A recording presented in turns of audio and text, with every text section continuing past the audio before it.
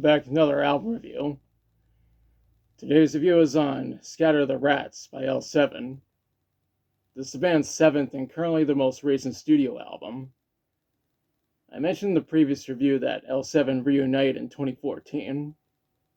They released a couple of singles over the next few years, but neither of which made it onto this album.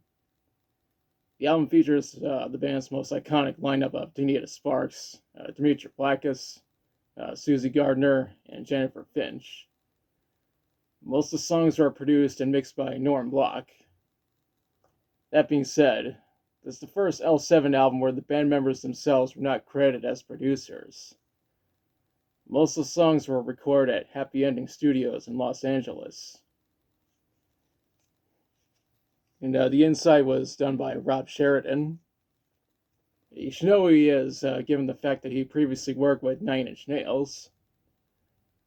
The album was mastered by Bernie Grundman and Joe Bazzi at Bernie Grundman Mastering. The album was released on May 3rd, 2019 on L7 Touring LLC under license to Blackheart Records. This means it came out nearly 2 decades after their previous album.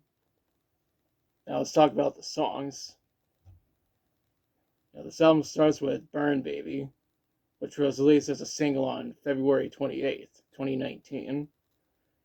The song sounds exactly like what you would expect from this band, and it's satisfying to see them make a comeback.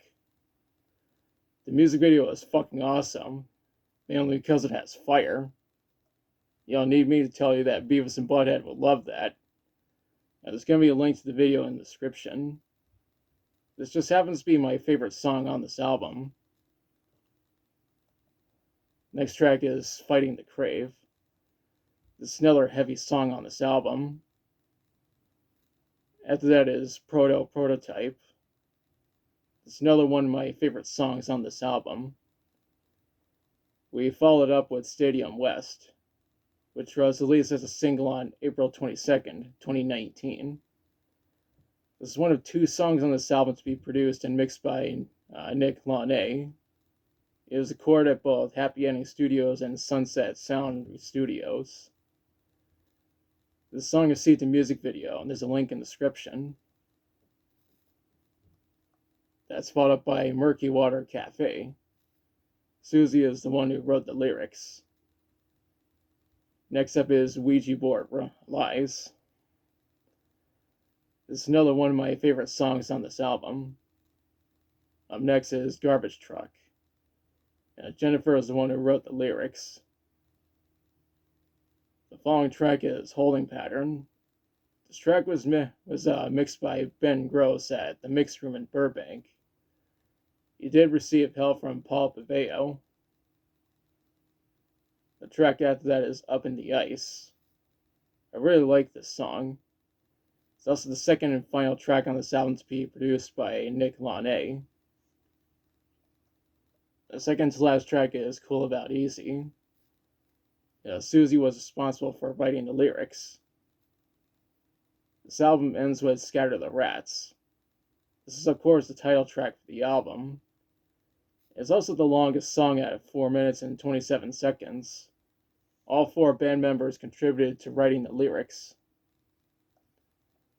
I couldn't find any information on how this album formed commercially.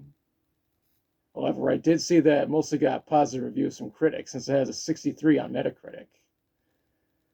It's just that Under the Radar thought it was mediocre. The dumb fuck who wrote that review is a total fucking hipster. Now for my thoughts. I think this is a very good album. So much so that I bought 2 copies. One for my dad and one for myself. It's certainly the heaviest album from L7, and it shows that they still got it. They did release 2 more singles after this album, but there's no word on whether or not they'll make a new studio album. Maybe they will make a new album, but only time will tell. Overall, I highly recommend this album. And now's the part where I question you. Have you listened to Scatter the Rats? If so, what do you think about it? What's your favorite song from it? Do you think L7 will make a new album? Let me know in the comments. If you liked the video, be sure to like, share, and subscribe. Be sure to press the notification bell to notify of future videos. Thanks for watching. I'll be back soon with another video.